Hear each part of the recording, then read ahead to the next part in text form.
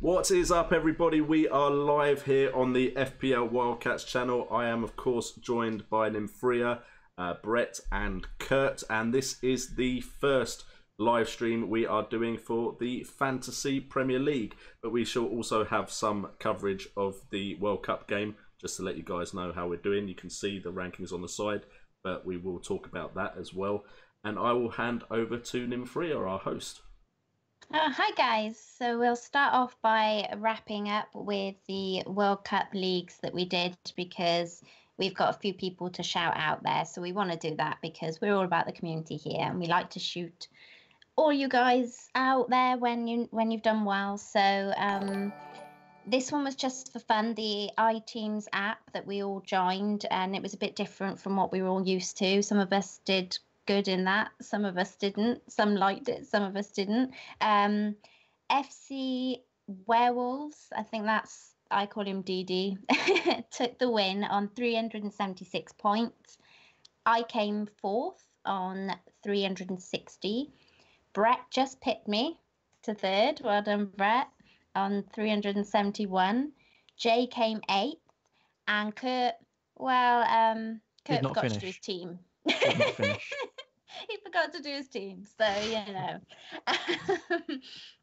On to the official World Cup. I won't get in trouble by saying the name of that company again, but it's, you know, it's a fast food restaurant. That's all we say. So thanks to the 134 people who joined. Well done. Thank you, everybody. Thank you for that. Hope we get some bigger numbers for our FPL league. What did we have there? Let me check. We have to say a huge congratulations from the FPL Wildcats for FPL Hezemo, rubbing Ronaldo, loving that name, by the way, who got 381 points, and he just beat Howley the cat to the prize. So poor old Howley, he's not going to get them goalkeeping gloves. So S1 Goalkeeping have assured me, Hesmo, that your gloves are on their way, so they'll be with you soon, hopefully. And so where did you guys come? I think I got Jay. You were 20th, I think, in our league. That's correct. 20th. 344 points. Not too bad. Yeah, myself. That's pretty good. I think you came best out of all of us, so that's good. I came 35th. Brett, you were what, 21st, was it, with 300? Yeah, 1 point behind Jay. Let's just put it that way. Sorry about that. Sorry. Oh, that's so close. Miserable. And again, just to say that Kurt, he never liked the apps anyway. It's not the official Premier League game, is it, Kurt? So you know. That's all I care about. Yeah. It's just the European competitions, man. You just play the kids in it. That's all. So that's it, you guys. That'll wrap you up for the World Cup. And now let's get on to what we're all here for, the Fantasy Premier League season, FPL 18-19. We're all incredibly excited. So we're going to start you off with something a little bit special here, because you know us, we like to do things a little bit differently, and we like to push the boundaries and try something new. So hopefully we'll be passing you out now to the FPL family, and we'll be back soon to chat all things FPL. So make sure that you check those questions in the chat so that we can get straight back onto them as soon as we come back. Okay, hi everybody, and thank you to the FPL Wildcats for giving us 5 minutes on their YouTube channel. My name is Lee, this is Sam, and we form the FPL family. So if you've not checked us out on Twitter already, we're at FPL Family on Twitter. We're also, if you search for FPL Family on YouTube, you'll also find our channel. And this is season 2 for us now, isn't it? Season 2. So we did reasonably well in season 1. You actually did very well in your first season of FPL Family last year. I didn't do quite so well, so the stakes are pretty high this year. They're pretty high. So if you haven't checked us out already, guys, please go and do that on YouTube or on Twitter, or indeed at FPL Family on Instagram as well. So we thought in our 5 minutes that we would talk about 6 players. We've got 3 players each that should be on your radars for the new FPL season. Now, these are not the players that you would expect. These are not the Aubameyangs and the Agueros and the Salahs, because they're on everybody's radar, right? So we've come up with what we think are we've got 3 each, jammy picks. And the reason we call them jammy picks, for you guys that do tune into our YouTube videos, you'll know that every week you, Sam, have a jammy pick, and it's a really random choice of player. I mean, there's some logic behind it sometimes. But most of the time, it's a bit of a pick out of nowhere, right? So we've had a look at the game, we've had a look at some of the prices, and we've got 3 players each that we think you guys should be looking at for the new FPL season. So over to you, Sam. Who's your first on your list? So first one for me is Sean Morrison at Cardiff. He's a 5 million, listed as a defender in the game. Actually, a lot of the time plays midfield or attacking anyway out of the defence. I think he played a bit of midfield last year, actually. Yeah, he did, last season made 43 appearances for Cardiff, all competitions, 17 goals, 5 assists in that time. 17 goals? Yeah. Across all competitions, obviously, not just in the Championship. Really, really good in the air. He is 6'4", so you would expect that he would be. Every corner is hitting this guy. Yeah, every absolutely. He's also rarely booked, so in terms of the bonus point system, that would be quite nice for a defensive player. Okay. But yeah. All right. So first on my list is probably, I really like that, because that's pretty random. I haven't seen many drafts with Morrison in there. Mine is a bit less random, so I've gone for Aaron Ramsey, and I've seen Ramsey in quite a lot of drafts, but I genuinely think he could be a steal. I think he's 7.5 in the game. And if you're thinking about an Arsenal midfielder, you're probably thinking between him and Mkhitaryan. I think Mkhitaryan's 7, Ramsey 7.5. Obviously, Arsenal have got Unai Emery in this year, so there's going to be quite a change of philosophy. I don't think the Arsenal fans would mind me saying there's probably a bit of a rebuilding job there for Emery to do. But they haven't got the Champions League football this year, so they haven't got too much to worry about in Europe. Ramsey's not had a World Cup, so he's going to be going through a full pre-season. I wrote the stats down: 7 goals, 8 assists, 130 points in 17-18, so last season. And genuinely, he is a pretty consistent performer throughout FPL. Now, we know that he's injury prone. So you have to factor that in. But I think with the signing that Arsenal have made this season, the last few weeks actually, with Torreira, I think is how you say his name, coming in, that is Arsenal saying, that is Emery saying, we need to shore up that centre of midfield, protect that back four. And I think Ramsey will be given licence to move forward in a much more freer way. So like I say, nice, no World Cup, nice fixtures from game week 3 as well. Keep an eye on those fixtures. The first 2 are tricky, City and then Chelsea. But after that, the fixtures look really, really good for Arsenal. So keep your eyes on Aaron Ramsey. Okay, second one from me is Tom Kearney at Fulham. Again, 5 million. I seem to have gone for cheapies actually this time around. This is cheap. Cheap value is what we're looking for. Cheap and valuable. He's a midfielder. Often plays in the centre or the right-hand side of the pitch. Not so prolific as Morrison was over the course of last season, but 37 appearances, 6 goals, 5 assists. So, still going to be up there, hopefully, scoring a few goals. Again, like Morrison, really good header of the ball. He's apparently not very good at tracking back now. I've not watched him live. That's fine for FPL, who cares? right? He's an FPL player. I don't care if he doesn't get back. That's fine. It's actually an interesting pick, because a lot of people, if they're looking at the midfield, the Fulham midfield, I think, will be looking at Sessegnon. Yes.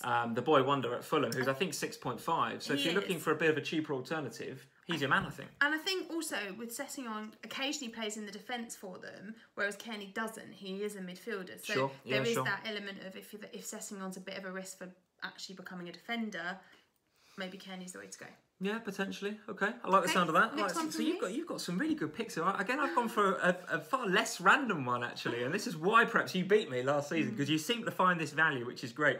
But I've gone for Seamus Coleman at the back for Everton. Now I know what you're all thinking. It's not a jammy pick. Come on, Coleman's like FPL royalty, which he is a little bit to a degree. But I genuinely see an upturn in fortune for Everton this season, certainly from an attacking perspective. So Marco Silva's coming in. We know what sort of philosophy Marco Silva has got, and that is attack. We saw that at Watford, right?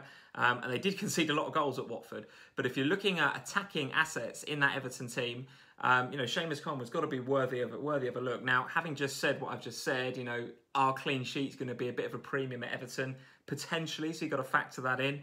But genuinely, I think he's a bit underpriced in the game. He's 5.5. He gets forward to his heart's content normally, Seamus Coleman. I think he's undervalued because of the injury last year. You know, he obviously had a really bad injury, didn't he? Sort of a year, just over a year ago. So he'll be coming back into the team. He likes to get forward. And, you know, Everton, I think they played a pre-season game that I saw on Twitter or maybe YouTube a couple of days ago, and they played some Norwegian 7th tier outfit and won 22-0. 22-0. So How does that happen? I don't know. I mean, I'd like to say that was all because of Silva's new attacking intent, but I think genuinely the team they played were pretty awful. Pretty awful. So Seamus Coleman, I think he's a bit undervalued. Have a look at him at 5.5. Okay, last one from me. He's an old favourite, and for those of you that watch our channel regularly, you'll know that he's an old favourite of mine. It's Izquierdo at Brighton. Well pronounced, by the way. I well know, pronounced. Very good. Our followers will be proud of me, won't they? Yeah, so Izquierdo wasn't ever present in my team at the end of last season. He was just a bit of a jammy pick, really. At the back end of last season, he wasn't actually a starter for Brighton at the beginning of last season, but towards the end of the season, from game week 20 onwards, he played pretty much every game. I think he missed 2 or 3 and came on as a sub in those games. Sure. But actually, you know, this season he looks like the value player to have for me at Brighton. So he is a whole million cheaper than Gross. If you look at points scored from game week 20 last season onwards, Izquierdo was only 3 points behind Gross in terms of points that they scored. I still think Gross is the main man, but if you want to save a bit of money, he's a good shout, I think. For $1 million off, actually, he's quite good value. Yeah, I mean, he got 3 goals and 5 assists in that last part of the season. I think it was 6 goals in the course of the season overall. So actually, you know, a good asset and slightly cheaper than the other players you could have. And actually looked pretty good in the World Cup, actually, for Colombia. I was fairly impressed. He's direct, he's tricky. I like that. Okay. So my last pick is Jota. I think I've said that right. Is it Jota or Jota? I don't know. Let's go with Jota. We'll always get it wrong. He's the £6.5 million man in Wolves' midfield. Now, I am expecting big things from Wolves this year. Big things. And we often look at the clubs that have come up from last year and we say, well, you know, they are prime candidates for relegation, prime candidates. But as we saw last season, that's not always the case, right? So the 3 that came up last year all stayed up. And I fully expect Wolves to stay up. I, in fact, expect them to be top half. I think they will be very, very good in the Premier League. So I actually looked at some of the odds on some of the betting sites. They're actually 8th favourites to win the Premier League. Are they? To win the Premier League. Now, there's 250 to 1 or something because, you know, outside of City, Liverpool and the usual candidates, the odds get pretty long. But for them to be, you know, 8th favourites up there with some pretty big names, that's quite serious, they do have Premier League pedigree. They do, they do. They've got a little bit of history there, but Jota in particular is a guy that I enjoyed watching in the Championship last year. They've got the guy Ruben Neves, who is a full £1.5 million cheaper in FPL, coming in at £5 million. Now he is their best player. Neves, in my opinion, is their best player. But from an FPL perspective, he's deeper. He plays deeper and he controls that. He's very much a kind of in that sort of Kante position. A bit more of a passer of the ball than Kante, but maybe a bit more of a passer than a sort of tackler general. But he is their best player for sure, Neves. So if he can stay fit, that gels the rest of the team. It means that they have the fluidity to go forward in the way that they want to go forward. I think they're a footballing team. Jota plays normally left wing, but can play up front as well. We're also not sure, you and I aren't sure, but I've not seen any evidence really on the internet anywhere that tells me for certain who is on penalties for Wolves. So we need to keep an eye on that for pre-season. If it's Jota, I think 6.5 is really, really good. And yeah, I mean, he's out of position. He's a midfielder, 6.5 if he's playing up front and he's on pens. Bargain. I think he's a bargain. So that's it, guys. That's it. Thank you again to the FPL Wildcats for inviting us on. Check us out at FPL Family on Twitter and on Instagram. I run the Twitter, you run the Instagram. I do. And also check out our YouTube channel. Search for FPL Family in the search bar on YouTube and you will find us very, very easily. Hit that like button, hit that subscribe if you like what we do. And I will see you on Twitter. You will see the guys on Instagram. And we look forward to you guys joining in with our live streams. Thanks a lot. Cheers. Thanks, guys. Okay, we are back with the Wildcats. Thank you so much, FPL Family, for giving us that video. Much appreciated. And hopefully we'll have a lot more people on the channel featuring and even some guests potentially. But thank you so much, FPL Family, for being the first feature on the FPL Wildcats channel. It's much appreciated. Yeah, well done, guys. Thanks for that. So I guess we ought to move on to some fancy football then and some FPL, seeing as FPL Family wrapped that all up brilliant for us.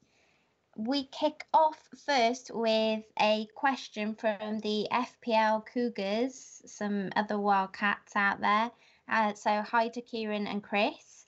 They want to know our thoughts on Man City attacking assets and cheap goalkeeper rotation versus set and forget. So I'll check this one out to Brett first. So there's sort of two questions there, wasn't there? So yeah.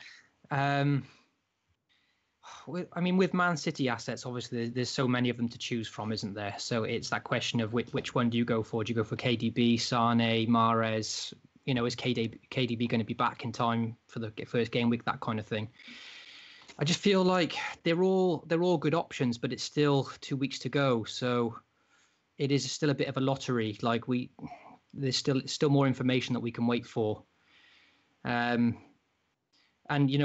let's not forget they're playing the Community Shield like a week before as well. I think we don't need to decide right this second which one to go for, because of their fixtures. Like we know we're going to have at least one Man City option, maybe two. But until they play the Community Shield and it gives us an idea of who's going to start, it's very difficult to say which one's the best. I want Sane at the moment. Personally, I've got Sane in my team. I fancy to have KDB over Sane, but because of that lack of guarantee that KDB will make game week 1, I've gone for Sane instead, and because of the rest that he's had from the World Cup. So Sane is the most appealing to me, but the more I think about Mahrez, I do quite like him as an option. I think, is he like 0.5 million cheaper than Sane as well? Maybe he's a slightly cheaper option. I'm not sure. Yeah, I think so. But on your note of Sane, I know FPL managers went into a little bit of a meltdown after he scored the goal. Pep, in a interview afterwards, said something about the fact that he needs to play more football and he isn't where he needs to be at the moment. So I think a lot of FPL managers are suddenly going, oh gosh, does that mean he might not be played as often, or will he get game time? Yeah, so I just thought I'd chuck that out there. He's out my side. I'm taking him out now. Put it into the melting pot, Yeah, he's in my team. He's in mine as well. Why are you scaring me like that? Sorry. What about you, Kurt? You're going to round us off with a Sane in your team, or he not so was much? in my team, but Kurt, I've transferred him out already. Okay. Not taking that risk. Just don't take that risk. But I hear what you're saying, Brett. I think Mahrez got something like 12 goals and 11 assists last season in 36 games. So he's a good asset if Pep's going to play him for sure. It's slightly cheaper to Sane, Well, yeah. I mean, it's only 2 years ago he got Player of the Season. We know he's got amazing pedigree. He's done it season on season, really, except maybe one off season where there was a little bit of controversy with Leicester and sacking Ranieri, that kind of thing. But we know he's got that kind of season in him. He is an explosive option.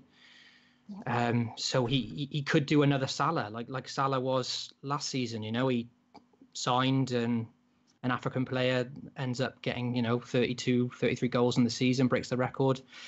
And Mahrez could do it for his new team. You wouldn't put it past him because he's one player of the year in the Premier League. So he does excite me as an option, and he could be one to have from the start, like we had with Salah before.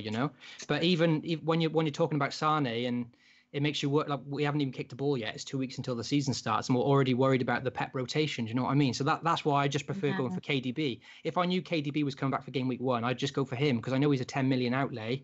But he's the one player that is guaranteed to start. You can't guarantee David Silva. You can't guarantee Sterling. You can't guarantee Sane. You can't guarantee Mahrez. At least with KDB, he's going to play every game. So if he's confirmed for game week 1, then I go KDB personally. So as soon as you covered the City thing, I'll check maybe some of the rotation goalkeepers over to Kurt. Kurt, are you a rotation goalkeeper kind of guy, or are you a set and forget? It depends. I think the last 2 seasons I've gone 2 different ways. I think last season I was trying to rotate it just because there was a few at the start of the season there was a few decent looking 4.5 million goalkeepers, and if you can keep the cost down low, the further back in your team, the idea is that you can have more up front, which is quite liked about that. But I think the season before that, I had Petr Cech, who I believe, I have it up on my screen. He ended up getting a silly amount of clean sheets, and I kept him. Oh no, sorry. Season before that, he got 16 clean sheets, 159 points, and it's just about picking your players. I think if you get the right players, so you're thinking Fabianski, I think would have to be one. It could be good, but I'm sort of 50-50 on it now because I had a decent season picking my keepers. I had a decent season with the sort of set and forget. And if you think you're willing to spend 6 million on someone like David De Gea, chuck him in the team, and then before you know it, he'll just every other game you're expecting a clean sheet, or at least once every 3 games you're going to get a clean sheet. Because he ended up with sort of 17, 18, I think, last season. So if you're willing to spend that money, you'll get the rewards. But if you want to have more money up top, I'd say probably go for the rotation theory. I picked out a couple, just check them out there. Pickford and Foster rotate well for 9.5 mil. McCarthy and Schmeichel or Pope, they both work quite well together for 9.5. McCarthy and Fabianski for 9 million, and Fabianski and Begovic for 9 million. So they have like a good run of games that you could like rotate. So, what do you think on either of those, Jay? Any thoughts? I've always been a rotation guy, but I like to spend as little on my goalkeepers as possible. So I'm trying to find the goalkeeper that can get the save points for 4.5 million. So at the moment, I think I've got Fabianski and Foster, just because for at least the early stages of the season, they do rotate well. Then, of course, if I'm playing a wild card quite early, then I can always change that. But for me, I'm really getting like lured into this whole set and forget, just because I think then you can just don't worry about it for the rest of the season. I saw the points people got with David De Gea last season. By the time I thought it might be a good idea to jump on that ship, he was too expensive. So it will either be 4.5 and 4.5 for me, or I'll be going for a 5.5. And then if there's a 4 million backup behind a 5.5, then that'll probably be the one I'd go for. Yeah, I'm definitely a set and forget kind of gal, to be honest. I just tried the whole budget keepers before one season, and I drove myself nuts because I'd put a keeper in a good fixture one game and the other one get a clean sheet. Vice versa. I just kept missing the points, and I thought I just can't be doing with this. I'll just spend the money, chuck De Gea in, sorted. So, but at the moment, I'm actually flirting with the idea of going with Edison rather than De Gea at the moment. That's just me personally. I really like the look of Edison last season. De Gea might not have his usual defence in front of him at the start of this season. So yeah, just some thoughts there. Do we have any questions from the chat? There is one very good one that I picked out, which thankfully... They're all good. They're all good. Yes, they're all good. We appreciate every question. This one was only just a little bit more interesting than some of the other questions. Not to say they weren't interesting. Pull it back. You're digging. You're digging. I'm just going to have to just start putting... You're such a politician, mate. Down, constantly going down. I'm going to leave it here for now. James Hyde says... Hang on. That's a no drama llama, that one. I'll put a prop on in a sec. James Hyde says, "Hi guys, a question for you all. Which player are you predicting to have a surprising / bounce back season, and which big player do you think will flop?" Whichever one of you three would like to go first. I think as a bounce back, I think Seamus Coleman after his injury. I got him in my team at the moment. Yeah, he's going to be the captain, isn't he? And you know, under new manager Marco Silva, likes to attack. Obviously Coleman, we all know his quality, but in terms of being out for almost all of last season. I think he's going to be the one to bounce back this year, and with their opening fixtures as well. Yeah, we know he likes to get forward, get goals, so he would be my tip as a bounce back pick, at least for the opening maybe 9 or 10 game weeks. Okay. Yeah, I can't disagree with that. I think I'm very interested in what's happening at Chelsea at the moment with the new manager and the possibility of players leaving, which could open the door for some players to come and have a very good season. I've always been a fan when he played in Spain of Pedro, and think he's very underutilised at Chelsea. And if Hazard goes, him and maybe Willian, if Willian stays, could become a lot more important to the side because of Hazard leaving. So those are two that I'm watching, hoping for a really big season from. Yeah, I probably would possibly have said Martial for the start of the season for Man United. Everyone had another meltdown on Twitter yesterday when he suddenly left the Man United team, and everyone was like, why did he walk out? Why did he walk out? But apparently it just turns out he was going to the birth of his baby. So, how dare him. He should be training. FPL starting. Come on. Yes. God. Yes, come on. He's out of our teams, lads. We can't have him. He's just going to be off for baby births. We can't be dealing.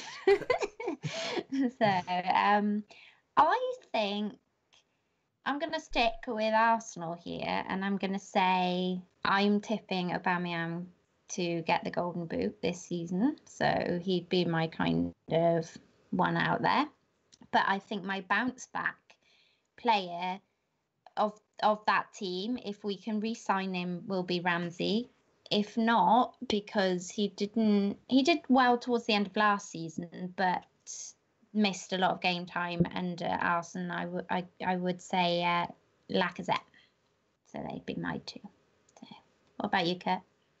I do like sort of Ramsey. I think I did a video on Ramsey and a few others today. Ramsey, 24 appearances last season, 7 goals and 10 assists. So the returns aren't bad. If he can just get himself fit, 7.5 is not a bad one. Comeback-wise, I do like Coleman.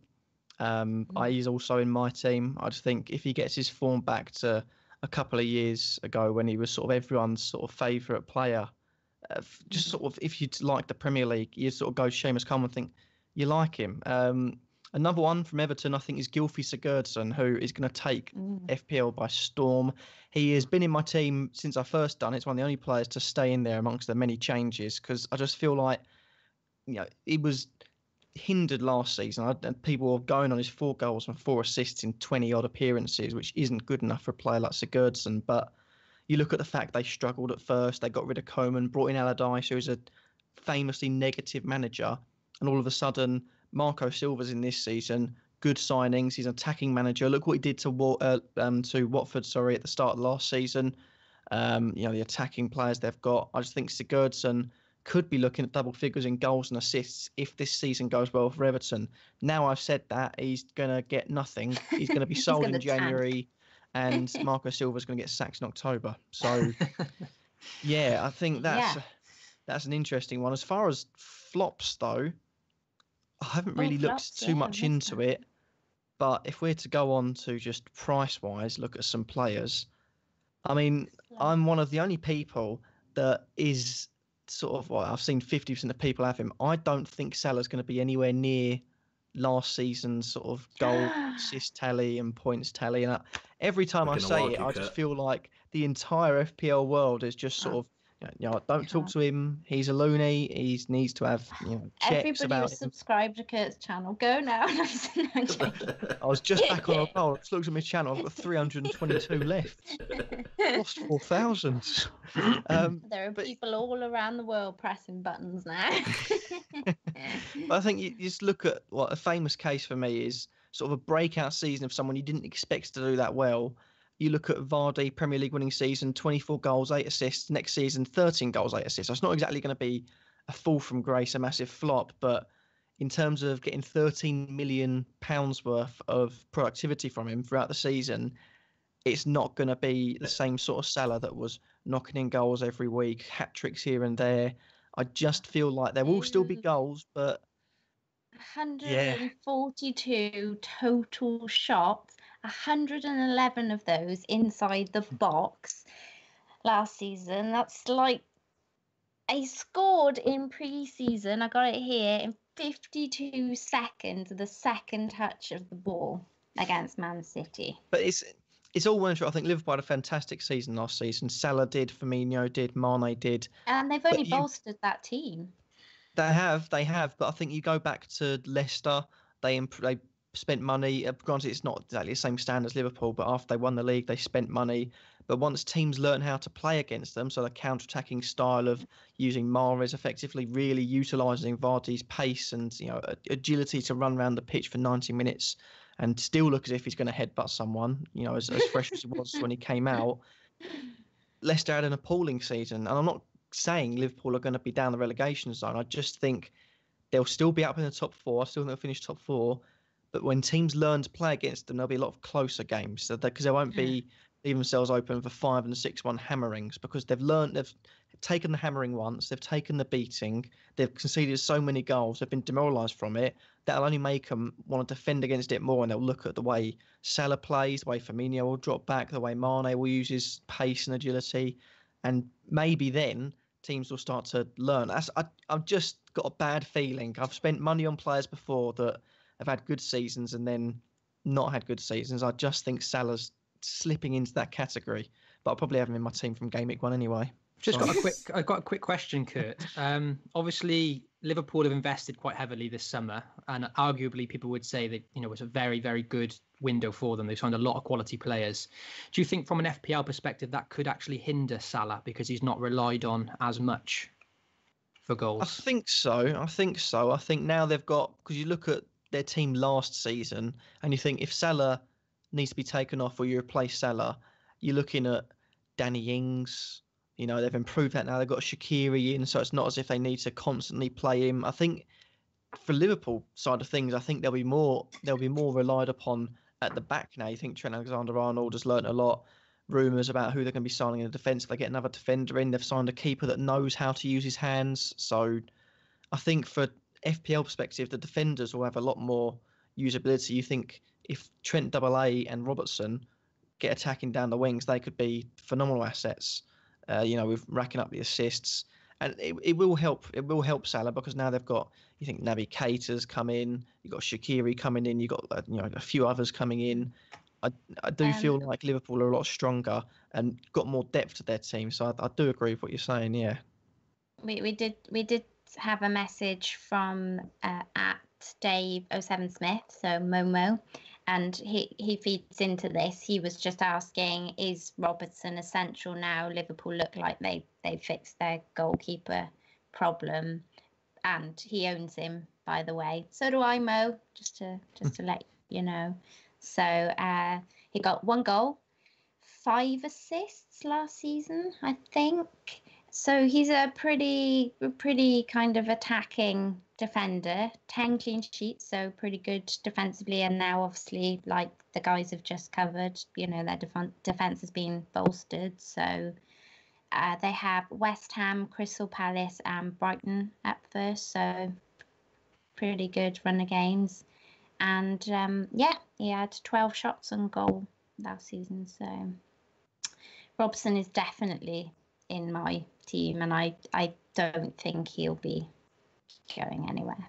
Yeah, I mean, technically that's only just over half a season as well, because I guess at the start of the season he wasn't nailed, was he? And now that he's after the second half of the season that he had, he's clearly going to be nailed for the whole season, really. So he can only go beyond what he's done already, So he should be worth the 6 million. And with Alisson coming in, for the clean sheet points as well, it does make, if Trent can start, it makes him very appealing, and obviously Robertson even more so. Yeah. And what are your thoughts on Salah, Jay? Are you a salad eater or are you a salad dodger? Just my brain went somewhere there.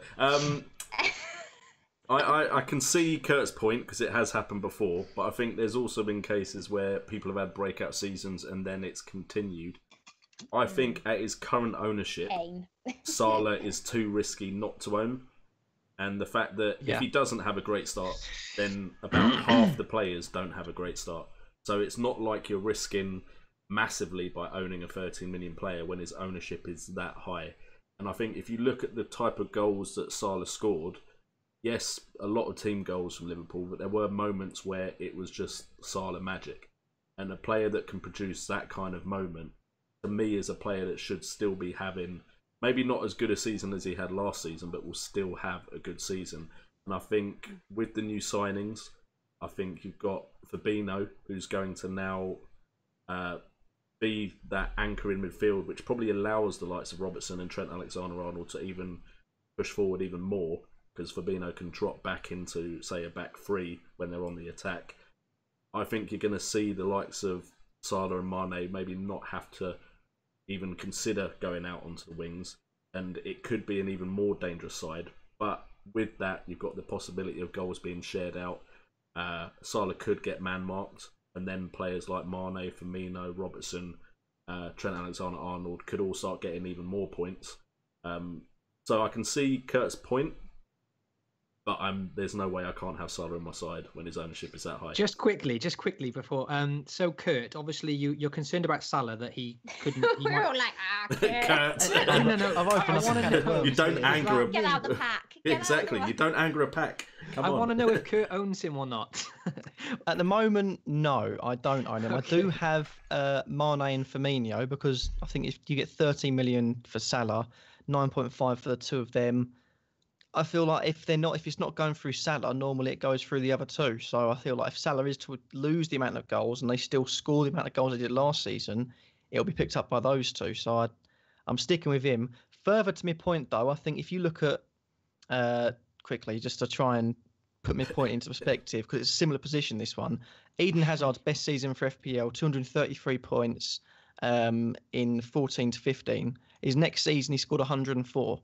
So that's a similar sort of position, a winger that was relied upon a lot. Moments of magic where you just have to sit back and go, he's the best player on this field, barring no one. No one's near him. And he was man-marked. People would go over and literally just foul him. And it still happens now. Hazard is the most targeted player. You think Alexis Sanchez, players like that are constantly targeted. Now they know what threat he is, rather than just sort of thinking, oh, we can take him on getting skinned or getting skilled or outpaced by him. They'll just take him off the ball by any means necessary, and the smaller teams will look to do that, like it's the Hazard, and that could also stop him. So that's Sergio another Ramos style. Exactly, Sergio Ramos just break his arm. The same happened for Mahrez too, because after he won Player of the Year, like he went anonymous for the second season, the season after. Granted, a lot of it was to do with the manager and the players weren't happy, but the fact is Mahrez went anonymous for like a season, and then he came back last year, so it can happen. They can have an amazing season, then have an off season, so it's not unheard of. But then you've also got Kane, who's been the longest one season wonder we've ever seen. So I suppose Kane's more of both ways. He's more of a physical presence, Kane is, compared to a lot of the players you're mentioning that have got bullied out of games. Whereas if you think about trying to bully Kane out of a game, you need a pretty decent centre back to bully Kane out of a game. Whereas I think a lot of players could bully a player of the stature of Mohamed Salah or Eden Hazard out of a game.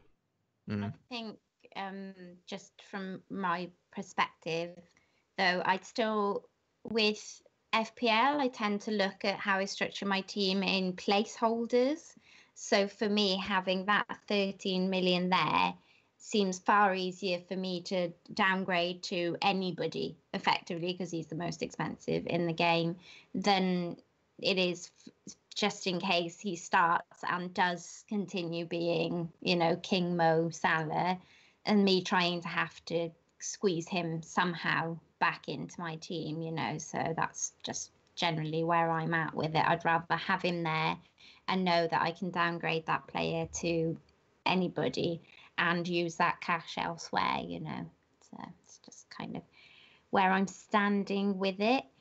But this is a good time to say, if you're enjoying this and you're loving our content, please don't forget to pop us a like and subscribe.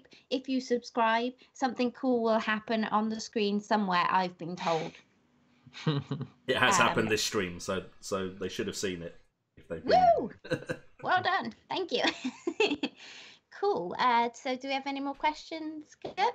Yeah, I've got one quite early on. Simon Robinson asked, and Jay actually mentioned him. He wants to know about Pedro, what we think about Pedro as an option, because obviously it's the same value as Diogo Jota from Wolves, who is obviously a very popular pick.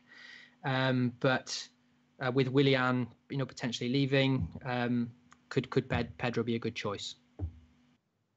Yeah, I mean, seeing as I brought it up, I'll start off. I think it could all change, of course, by the time the season starts, purely because if there aren't moves away, and with the change of the transfer window, we will be able to make a decision closer to the time. But I think if some of their best wide players are lost, with Willian and Hazard both being linked away, it brings players like Pedro, at least until they either bring in someone else or the January transfer window, they're going to come to the forefront of the side. I think, as far as I'm aware, and I'm sure the name's Sarri, he plays 4-3-3 with a lot of emphasis on the wingers. So I think this could suit Pedro very, very well. Of course, he could be playing up front with Morata as well. You've got a Spanish connection there. Cesc Fabregas could be coming into the side. You've got Alonso. A lot of Spanish players there that could link very well together. I think Pedro could be a bit of a bargain at 6.5. I think also with the World Cup, the likes of Hazard may not start. Willian may not start. So I'm hoping upon hope that he does start, and then I won't have to take him out of my side. Along the lines of Jota, though, I think he is also an absolutely amazing pick. I know Wolves are a promoted side, but I think you're looking at one of the strongest promoted sides in a long time, and his stats from last season seem the best out of any of their attacking players for me. Yeah, I've picked him to be this season's Gross in a lot of my videos, so I'm hoping he does well now. So just a question following on for that, Jay. Do you think Alonso will still be Golonzo under Sarri? I think the formation change is going to worry a lot of people. I still think as long as they have a defensive-minded midfielder that's going to drop into a back three on the attack, you could still have... Because, I mean, if you look at Liverpool, Liverpool played four at the back, and then Robertson still went and got the points that he got. So I think if Alonso keeps his place, and that's what I worry about, whether he's going to keep his place over Emerson, if he keeps his place, I still think he could get points. Is it going to be as many as when he was playing in a wing-back formation? The fact his set pieces are so good means I think he could still keep up with those stats. But yeah, it is one to watch. I think I did hear somewhere that the new managers just like to play more defensively, so 5 at the back. And I think that Alonso himself has said that he's been working a lot more on his defensive skill and will, only sometimes attack or something along those lines. So I guess I think for that amount of money, I think last season we would have just chucked him in, not even worried about it. But I think we need to kind of have some knowledge really. The Shield should hopefully tell us Exactly. about what's let's going not on. forget they're playing in the Community Shield as well a week before the season starts. So that's going to be a good identifier, isn't it, of whether Alonso plays and where and how he plays. So he's not. I haven't even considered Alonso personally until we have this conversation, and it brings up more dilemmas than I need. I hadn't considered Alonso personally because of this reason. We don't know much about the manager. He hasn't managed in the Premier League before, but we know he got a lot of clean sheets at Napoli, so a more organised defensive kind of manager. But at the same time, you can't you can tell Alonso to defend more, but whenever I see clips of Alonso on Twitter, all he does is he's just volleying screamers into the top corner. You can't change the player. Obviously loves to get forward and score goals, it's in his DNA. So, and like Jay said, he's on free kicks, so that doesn't matter if you're a defender or an attacker. If you're on set pieces and you've got the left foot like he has, then he's still got a chance of popping up with a goal. So that does add more incentive to him. But for me, I'm scared to opt for Chelsea players currently with Pedro, Hazard. They're all tempting players because they've got very, very good fixtures. But because we don't know how they're going to set up yet, I haven't got any Chelsea players at the moment. I'd be nervous with Rob Green in goal anyway, behind most of You know what I'm saying? He's not one of your first rotation team, options, by then, the is way. Don't panic. Is Don't he- panic, people. He's your set and forget, isn't he, Rob Green? Shh. Tell everybody. Don't Secrets. spoon feed. Don't spoon feed. I think we've had a couple of questions in the chat around Sanchez. So who wants to take that one?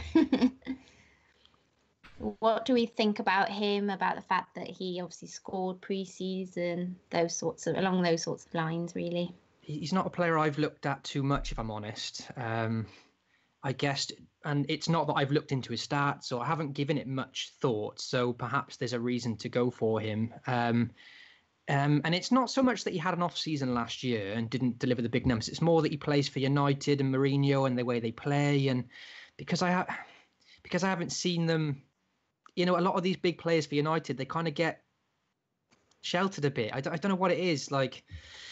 Lukaku was a man possessed at the World Cup, but we haven't seen Lukaku play like that for United. Despite Lukaku having a good goal-scoring season last year, he was a different player at the World Cup. His link-up play, and he just looked like he had the more freedom, and he was more confident to play for Belgium than he does for United. And it seems the same with Sanchez. He always cut a frustrated figure to me. Even in his first couple of games for United, he looked frustrated. I don't know whether that's just his personality and he needs to grow up a bit or whatever, but because is he a differential for game week 1 though for people? Do we think? He's got to be a differential, absolutely. He's definitely a differential because I don't think many people will be considering him, will they? To me, I certainly haven't. What about you guys? Have you? I've not considered many Manchester United players just because, like it was said, I'm not a fan of Mourinho's style at the moment. I think he does put like a leash on players, so you don't get the same out of the likes of, say, Pogba as well. I think Pogba again at the World Cup looked a better player than he had for a lot of the season. Exactly. Yeah. So just defensively, I've got no problem looking at Man United players because defensively they've done very, very well very often. And I do currently have Shaw just in case he starts. But to be honest, I don't even think I'd particularly like to keep Shaw in my side for very long just because of his injury risk. But yeah, attacking wise, I love Sanchez as a player. While he was at Arsenal, he was one I would always consider. Yeah, at Man United, it's a different option for me. Yeah, and this is where Kurt tells us instead of Salah, he has Sanchez. Here we go.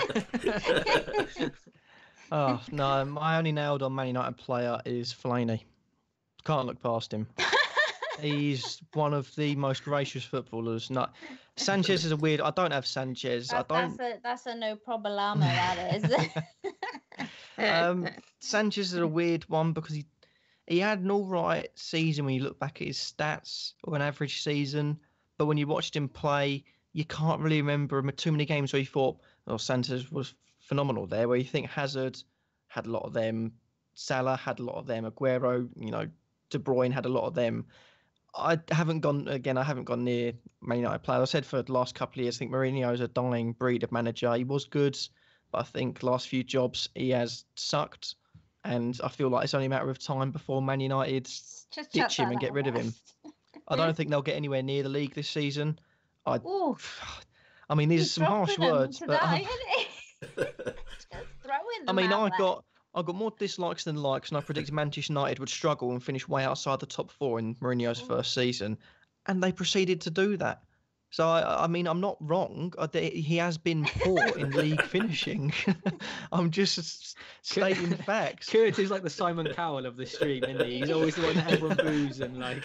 Sorry, Man United fans. We Simon, apologise. what about you? I've never liked Sanchez. He's a waste of space. Never liked him in FPL. He's 12 million too much, and he's currently I don't dislike him. I hate him. But if people are asking as a differential, then 100% he's a differential because there's no one.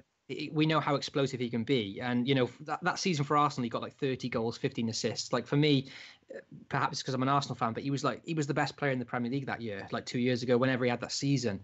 And I loved him as an option too. He was so explosive, and so yeah, as a differential, why not? A great option at home to Leicester in the first game. So you never know. Only 7% ownership at the moment as well. So he has got, and like I say, you go back to the season with Arsenal. That's the season where you think of Sanchez and think some of the play, some of the goals, some of the sort of the all in all season. I bet you do. Especially after the last couple of seasons. I mean, it's just funny looking at who outscored him last season, though, for Sanchez. I know he had the upheaval to Manchester United, but you've got Pascal Gross above him points last season. Shaqiri above him. I know Shaqiri's moved. Son, Ali, a lot of the Man City midfielders, Eriksen.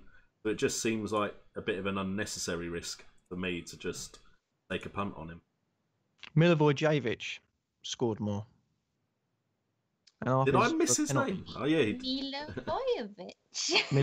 I'm not even going to try to say his name. I put his name into Google when he first arrived, and there was literally a gentleman, a very nice gentleman, going, Milivojevic. So that's just every time I hear his name now. I just have to say it that way. Someone in the chat asked a question for us to pronounce the new Brighton signing's name. But oh, no. Oh, that's the...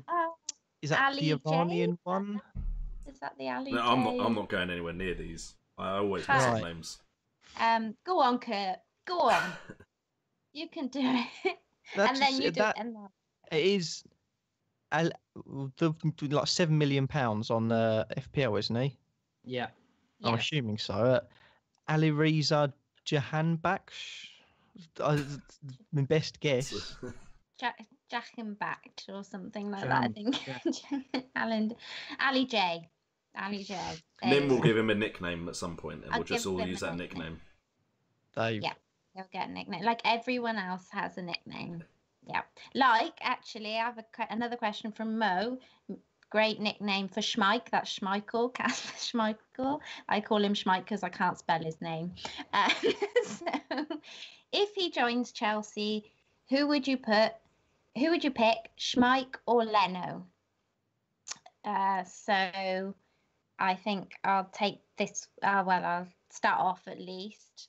I think for me, it would be Schmeich by a long shot. That's only because I really haven't seen Leno in the Premier League. So I wouldn't be risking that. Not only that, I have been waiting for Schmeich to move to Chelsea now, all of this transfer window, so that I can buy him and make him my set and forget. Because I think with watching him at the World Cup, with that Chelsea defence in front of him, it could be awesome. He really could. 8 clean sheets last season, 2.45 saves per game. In comparison, David De Gea had 2.58 saves per game. So that's a 91% claim rate. I'm waiting for him to go to Chelsea so I can buy him. Is he 5 million? The same as Leno? Or? He's 5 million, yeah. If he goes to Chelsea, that would be an unbelievable buy. Especially talking like we're saying about Sarri being a more defensive manager, lots of clean sheets for Napoli, a more organised defensive style. So for 5 million with Chelsea's opening fixtures, bar the second game week with Arsenal, the rest of their fixtures for a long time are very, very strong. He would be an amazing buy at 5 million. And you've got penalty saves as well. You've got penalty saves. 2 last season as well. Yeah. Yeah, so, he was incredible. I cannot talk highly enough of him, actually. I really think he'll be a one to watch this season. His dad was pretty good as well. He goes to Chelsea. Look, we need to stop I'm talking leaving about that his caveat dad. out there. If he stays at Leicester, I probably won't go anywhere near him. So. Is Courtois leaving then? Is that confirmed? Or it's not confirmed, but it looks very, very likely. Terms have been agreed, I heard today. So watch this space. My little Nim spy has been working hard. That would really free up some funds, mine. Michael at 5 million. Like I said, you could set and forget him at 5 mil, rather than a 5.5 or a 6 set and forget. And that does free up some funds, Really does. Okay, what other questions have we got, peeps? Let's have a look. James again. Oh, the question game is still good for James, but I'm not saying that anyone else's question game isn't up to our standards. I think you've got some favouritism going on here, Anyway, to my favourite, we're all equal here. James High says, is there a new player to the league that you've got your eye on? Who could be the next must-have? I think we've all covered probably Jota, so we ought to, I guess, pick out somebody else. Well, this price range, the 6.5 million price range. Now, because everyone's going Jota, it's just in my personality. When everyone goes for a particular player, I always I want to go for someone else. You run away in the opposite direction. I've been looking at this. I've been looking at this 6.5 million bracket. And there's a couple of options here. And there's a new signing from Norwich that's gone to Leicester, James Maddison, for 6.5 million. And what I hear of him is he is absolute quality.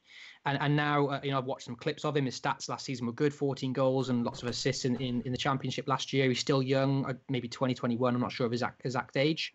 But Mahrez has gone now. Someone needs to fill Mahrez's boots. And this James Maddison, for me, is a very tempting option. So because he's away to United on the first game week, I'm a bit reluctant to take him game week 1. But he could be a breakout player this year. I got a feeling about this James Maddison for Leicester.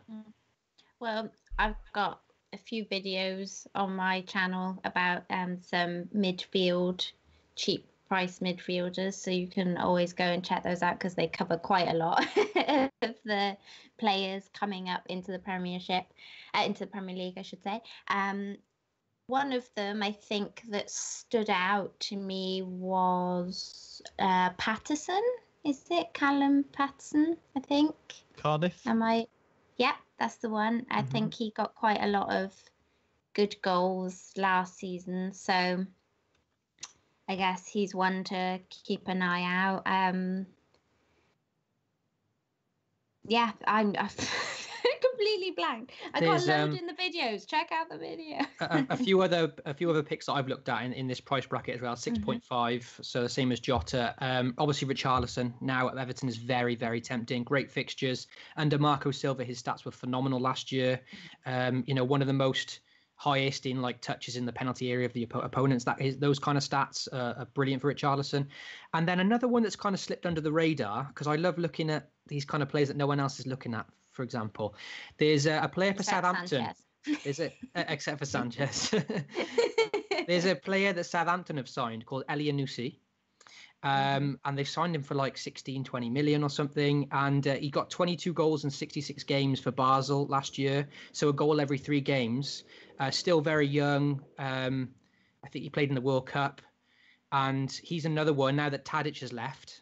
So Elianusi with Southampton's fixtures to begin the season. He's another one at 6.5 million. It's a toss-up between all of them. Richarlison, Elianusi, James Maddison, Jota. There's 4 6.5 million options there. And Pedro as well at 6.5. There's a lot of very good 6.5 million options. And even Walcott. Even Walcott. Yeah. He knows where the goal is, Yeah. Yeah, some good ones there. Any more you'd like to add, Jay? Only one I don't think I heard was Eric Lamela, purely because of the fact that other players for Spurs aren't starting. I'm willing to take a risk on him for the first 3 game weeks, but I wouldn't suggest keeping him on your side much longer than that.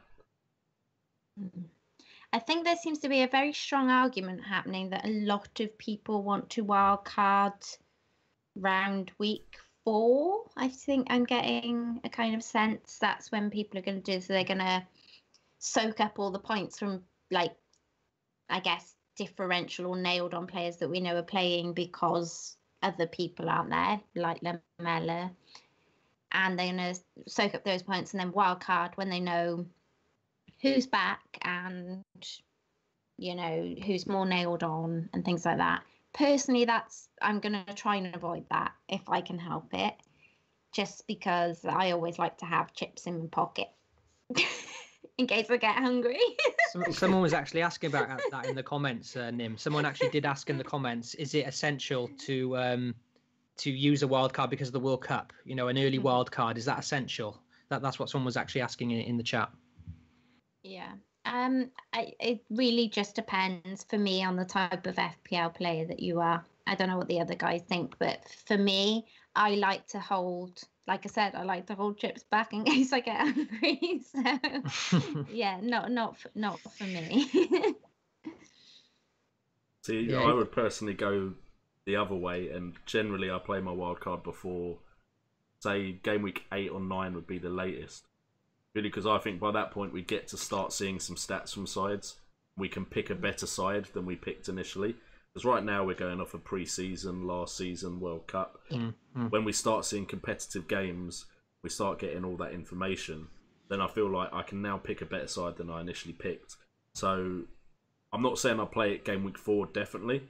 But my plan I would don't be... mind 8 or 9 as an option, to be honest. I'm just not really sure about the earliness of game week 4, because I still feel like teams will still be settling, you know. If your team's doing well, if there's they're no doing need. well, don't wildcard. But if your team's doing well, do not knee-jerk and wildcard just because, you know, players are back and That's the really interesting point with this, because basically if you're planning on a wild carding early, like a lot of people are doing because of the World Cup. So let's say you pick a team for the first 3 game weeks and you plan to wild card game week 4. Now you've planned the first 3 game weeks. Now what if you do really well and all your players do well? Are you really going to wild card a team that is on form? You know, you don't want to take it's all, you can't really plan for these things, because you know, it's about just managing the situation by game week, I think. And for me, in some seasons, I've wildcarded early, but I've never planned it. It's always been, do I need to wildcard? Yes, I'll use it. But I've always found that if I use it early, two or 3 game weeks later, I'm like, oh, I wish I still had my wildcard, you know?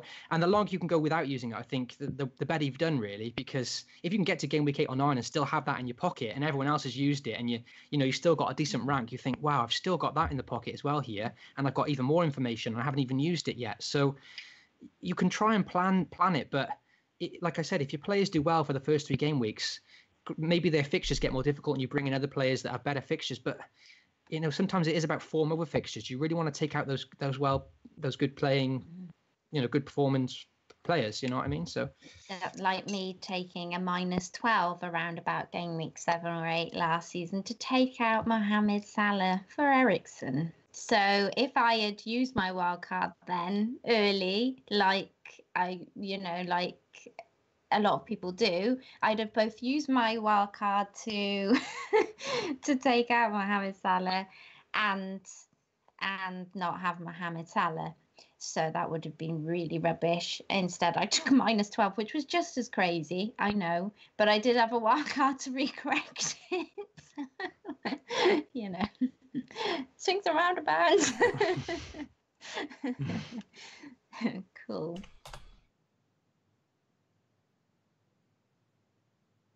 What was the net? Have we got any more questions coming in? Someone's asking about Mkhitaryan, what we think on Mkhitaryan.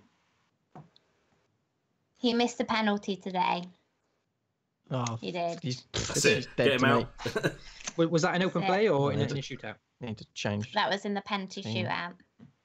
He absolutely smashed it, and I mean smashed it, but he did smash it straight at the keeper.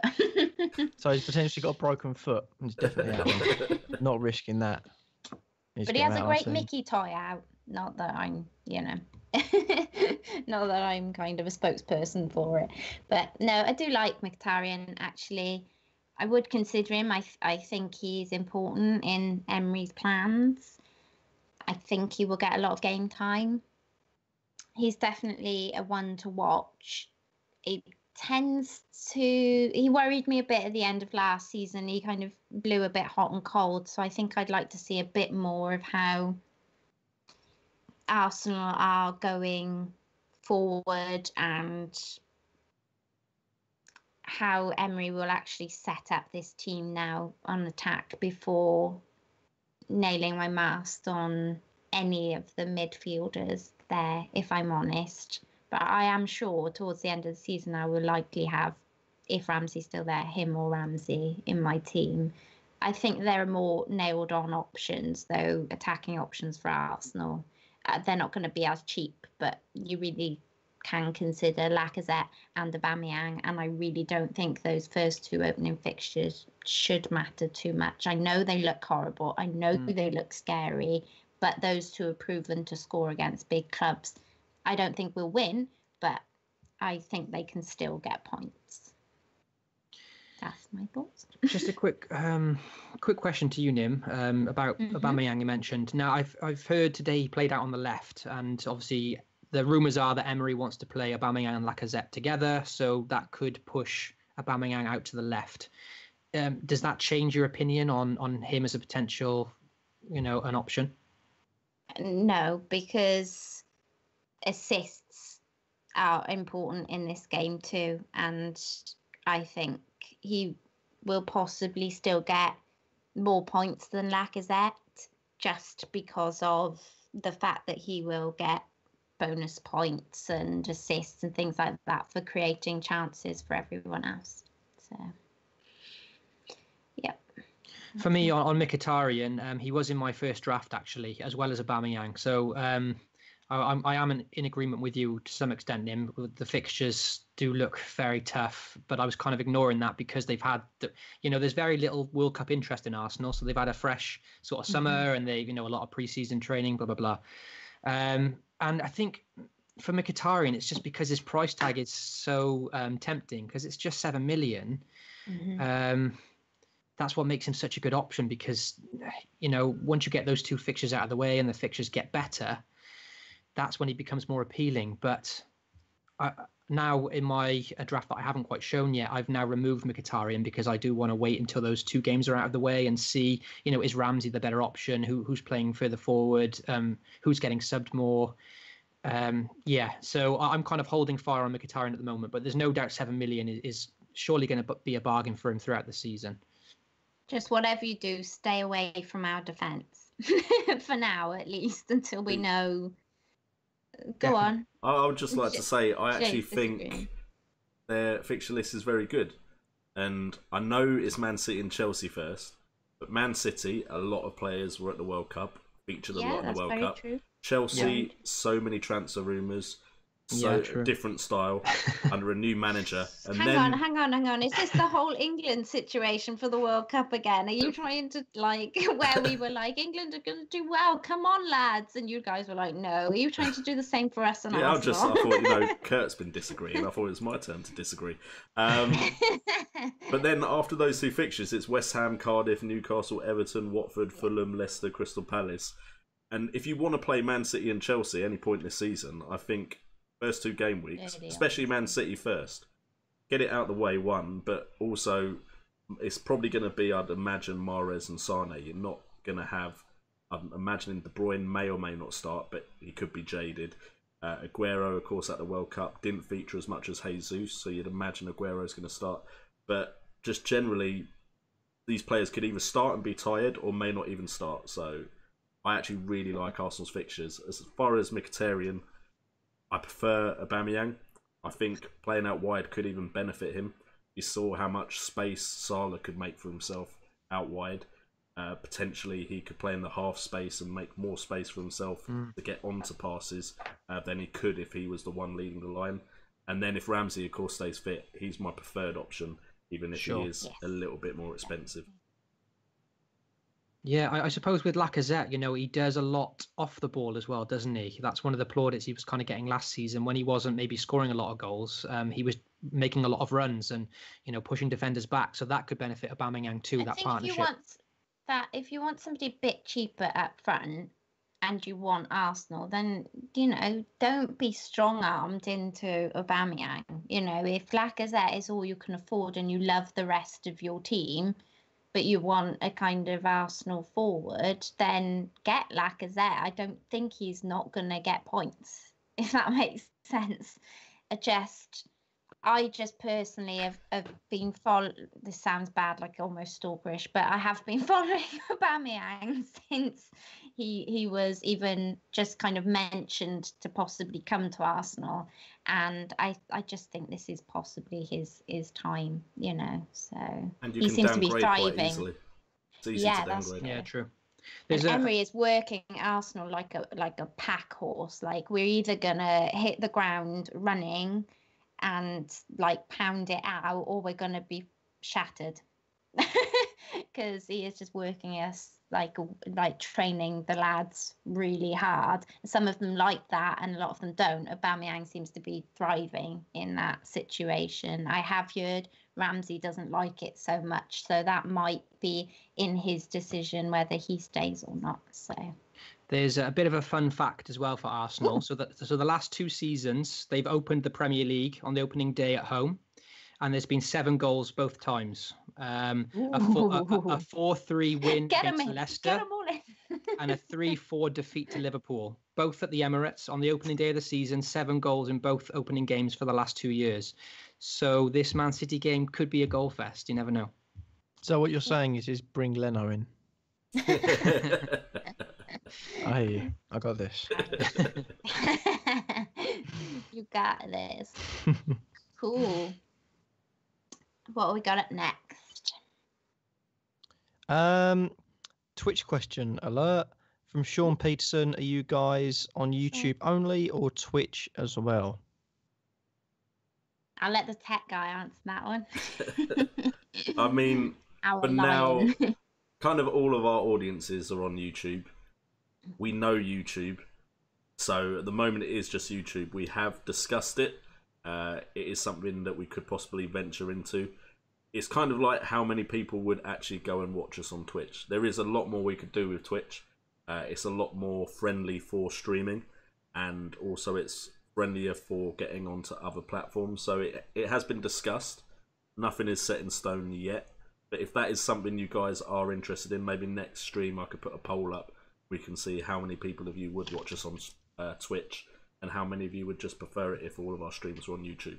Could even do a bit of both. Ooh, dabbling. Like it. Yep. So I had another question here that as Mo again. Gosh, we have a lot of the same people asking questions. But Everyone Mo else needs to up says... their question game. Sorry, at this point, it's not good enough. Our fans have let us down completely here, and I'm not going to skate around the point anymore. Come on now. I'm disappointed we haven't had too many rate my teams.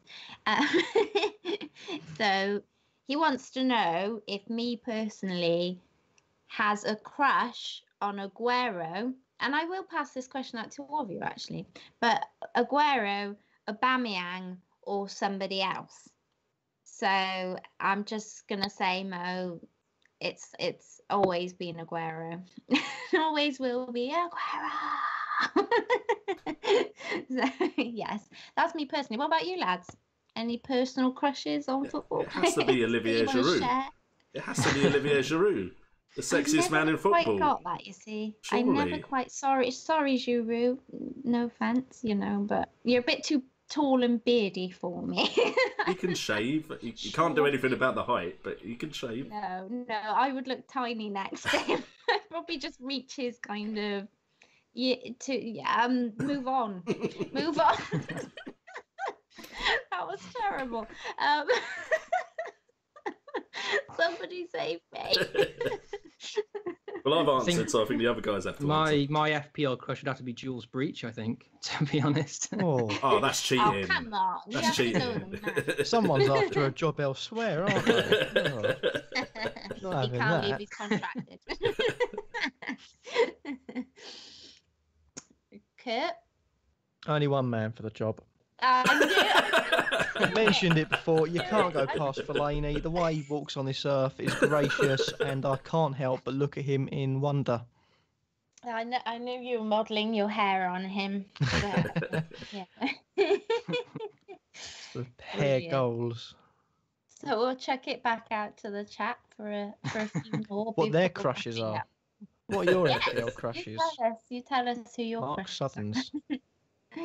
Okay.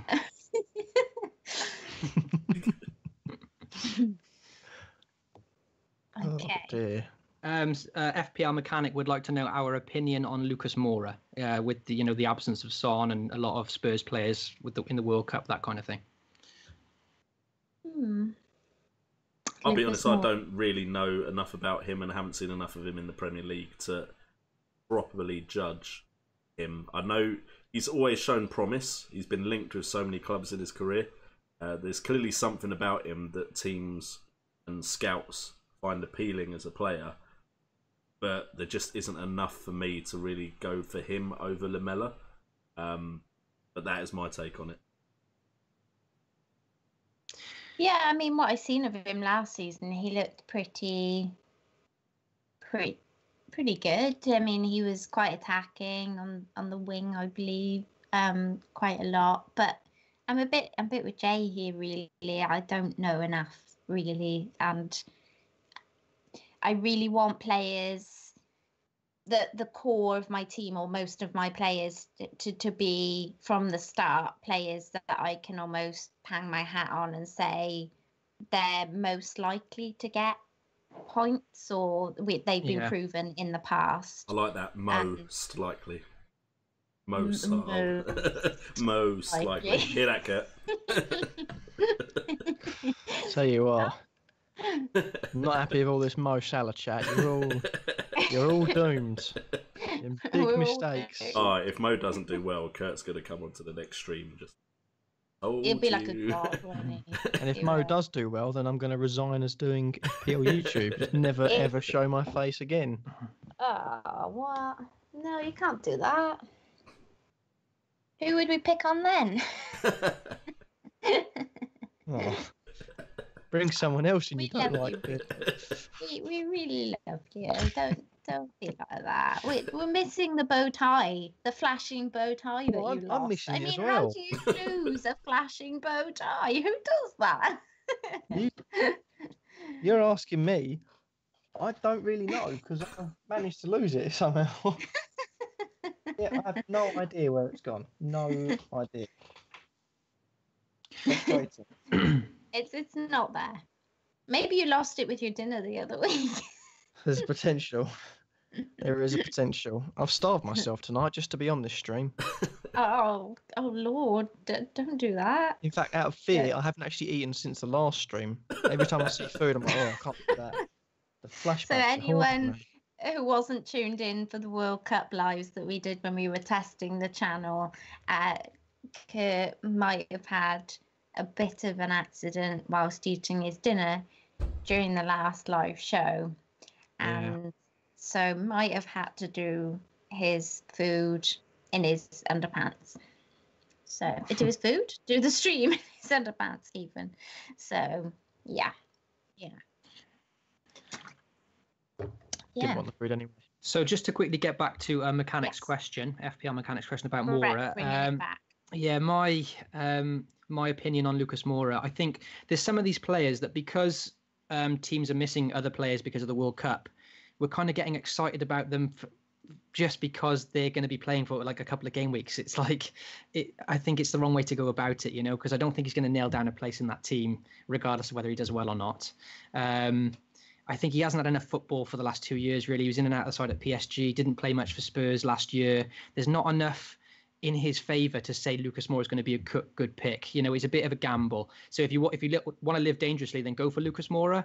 But I think there's a lot better value, 7 million options out there. And, Spurs are away in 3 of the first 4 games. So even if he's playing it, it's not an easy start for Spurs. It's very tough. So I would steer clear of Lucas Moura personally. But if you want to take a gamble, then he's an attacking option. Cool. So should we do one more question and leave it there? Sounds like a plan to me. I've got a question. Oh, here we go. Is this a personal question? On a scale of 10 to 10, 10 being ridiculously silly, how silly are you to put Salah in your team? Very. No, the other expensive players, you're looking at Raheem Sterling, that hasn't really got mentioned too much. David De Gea, 6 million, is he worth it? Sort of round off the other expensive players because they will always be on people's mind because of the price tag on them. That would be my question. Yeah, cool. I think I slightly covered David De Gea. I mean, I think, like I said, some of those just eye test watching Man United, I seem to think that De Gea does slightly better when he has Jones and Smalling in front of him. So I'm not sure if he'll have those two at the start of this season because of the World Cup, which might make him a bit it could make him a bit shaky. I mean, if you look at how he did in the World Cup with that defence in front, for instance, that's not to say he's not a good goalkeeper. He really is. And I'm still not entirely sure whether I will put him in regardless of those points. But it's just one to kind of bear in mind. Sterling possibly won't be there for the start because of the World Cup, but I will be considering getting him in as soon as I can. Maybe in that where that Sané spot is, if I can find the extra cash, because he's a bit more expensive, isn't he, than Sané? Yeah, he's a lot. 11 million is putting a lot of managers off. I think he's less than 3% owned. Why are players so much more expensive this season? Yeah. I know the game is meant to be hard, but I mean. With the signing of Mahrez as well, someone asked about the biggest flop this year, and Sterling was amazing last year, and I think he should have won. He should have been in team of the season rather than Sané, in my opinion. I think Sterling was unlucky not to get that because of the important goals he scored. So you can't take away how good he was in the Premier League last year, but from an FPL perspective, he could be the flop this season for 11 million. Like, no one's going for him. I would love to see him prove us wrong, and he could be an option again. But with the signing of Mahrez, he could be rotated. 11 million is a massive outlay for someone who did have quite a poor World Cup. So yeah, that's my take on Sterling. And just to say about De Gea, because I'm sort of torn on this one, because last year I didn't have De Gea, and he was getting lots of clean sheets. United were very organised. And that was frustrating me because I was trying to rotate these two cheap goalkeepers and I wasn't getting much luck. And I just thought to myself, right, next year, I'm just going to pick De Gea and forget about it. And now I've kind of gone full circle, because when you look at the stats, De Gea is 6 million and he was the highest scoring goalkeeper. And, despite having a bit of a dodgy World Cup, there's no doubt he's the best goalkeeper in the Premier League for me. There's no doubt about that, in my opinion. But he got 172 points last year, and he's 6 million now this year. Fabianski, for a relegated Swansea, got 15 points less, and he's 1.5 million cheaper than De Gea. So is 15 points throughout the season really worth 1.5 million? And that's what's made me switch off De Gea now, because that 1.5 million, that's a big upgrade elsewhere on your team. So the difference between 15 points for 1.5 million, now I'm on looking for the cheap rotating goalkeepers again. And like you said earlier, if Chelsea do sign Schmeichel for these 5 million, that would be a bargain this year on FPL. So that's my take on De Gea. Yeah. What are your thoughts, Jay? I'll be honest, the images of you guys moved over a bit, so I was fixing that. So sorry, we're talking about keepers. I should have known by the concentration face. It wasn't bad for long, so it wasn't too big an issue. But I would have to agree with Brett. To be fair, I think, especially with him being put up by 0.5 million, I think potentially there's better options out there. If Schmeichel does move, that is one option.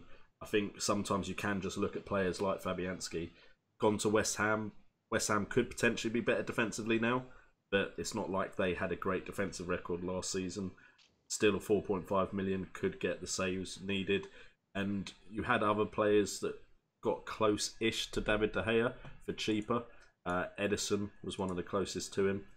But again, you're only looking at 0.5 million cheaper, and he was only 14 points, I believe, off of De Gea. So just one more point, you could go Fabianski. So I personally think Schmeichel would be the best bet to set and forget at 5. And you can pick whoever else you want.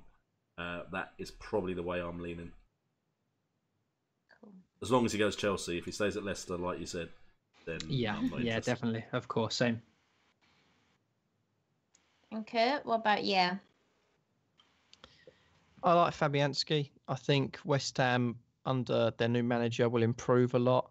Bought a lot of good players, and I think one thing you got to consider is the potential attacking threat can help the defence, because if you get Arnie, fully fit and trying his best throughout every game rather than doing what we haven't even Arnie does. Done out of it, have we? We'll have to come back and do another one soon. What he does best, which is Arnie will look like a monster, one of the best in the world one game week, and the other game week you don't even realise he's playing until you realise he's only got 2 points on FPL and something like that. You've got Yarmolenko who they've signed, you've got Felipe Anderson who they've signed, Antonio will be back fit. If they can get Carroll firing, the potential threat of them counter-attacking might push defences back. Then you realise they have signed one of the keeper that's made probably the most saves over the last couple of seasons, barring no one, You know, Fabianski last season, last 4 seasons, Fabianski as minimum 114 saves.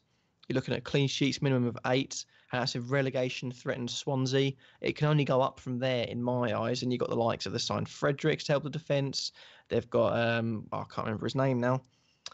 Diop, who they've signed. Another one I've just seen, I believe, might be a new signing, but Fabian Balbuena. You know, all players that are improving the side. All in all, you know, they've lost Lanzini, but they have gained Wilshere. I just think in general, West Ham for defensive points could be really good. And I will point out that at the moment, I think Aaron Cresswell is one that's going under the radar. He's got 2.4% of ownership. Last season, got 10 clean sheets, just over 3,000 minutes played, 1 goal, 7 assists. And he could play well into 118 points. That early question, couldn't he? Who could have a comeback? Because I think it was like a season or so ago he had a really good attacking. Because I remember I had him in my squad, so he could play into that kind of. I do think they look really good. I wouldn't be surprised if they flop as a team, because West Ham has sort of been a bit unpredictable as a team in general. But Cresswell and Fabianski, I do like. But Fabianski for the keeper, I think he should be nailed on in most teams by the end of the season, just for the simple fact he can get clean sheets and he can make loads of saves, and that's vitally important for a keeper. Fun fact: my mum always does really well in our little mini league because she almost always chooses Fabianski and Aguero and forgets a lot to do anything else. Maybe a special guest in the future. I'll have to see if she's free. Okay, cool. Well, we will leave it there, you guys, because we don't want to burn ourselves out. It's been a hot day, and hopefully we can come back soon again and do this all over again. So it's all about you guys, this channel. We want to include you as much as possible. We want your questions and your involvement, and you just come and hashtag join the FPL Jamboree, and I'll pass it over to Jay to wrap us up. Yep, so like Nim said, this is all about you guys. So if you do want to be here for the next streams, make sure to hit that subscribe button, hit the notification bell, because that will tell you when we are going live, so you can come and join the streams. And also check out all the links in the description, including the Fantasy Premier League mini league that you can join, and we can compete. And hopefully Kurt won't come at the bottom of the 4 of us this time. Anyway, guys, thank you so much for joining the stream. It's been a pleasure. Catch you guys later.